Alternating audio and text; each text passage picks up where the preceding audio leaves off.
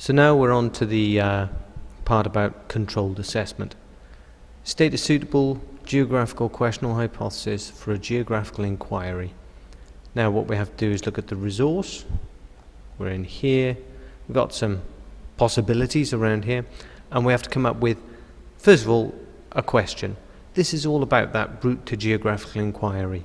Asking a question, maybe coming up with a hypothesis, thinking about how we're going to collect data, primary data, secondary data. How will we collect the primary data? What sort of sampling are we going to use? And with the secondary data, where will we get it from? Trying to be precise, trying to give real examples. State a suitable geographical question. Now I'm going to look at the resource, coastal management, we did a bit on that, river processes, changing in rural landscape, changing urban landscape. You did your coursework on that, well, then that's probably the one you're going to go for. You could talk about the effects of tourism or sustainable development if that's what you've studied. So state a suitable geographical question. I'm going to come up with something to do with changing land use in a city. Maybe over time land use has changed to become more service orientated. Over time there's been an increasing or maybe a decreasing proportion of land use dedicated to residential. Something along those lines, either a question or a hypothesis, but you want to make sure this is falsifiable, something that you could prove right or prove wrong. Now this is the real meat of the question. This question is going to be worth 6 marks. This is the bit where you've got to earn most of those marks. Describe primary and secondary information you would need to collect.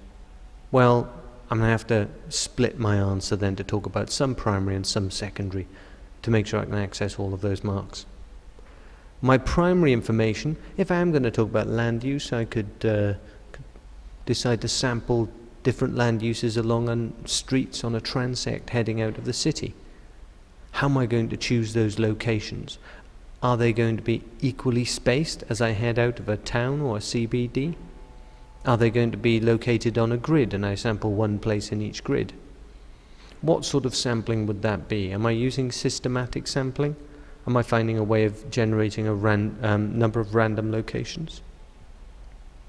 If I was looking for a relationship between distance from centre of town and, say, building height or land use, then maybe I'd want to talk about using that transect and measuring systematically as I head out.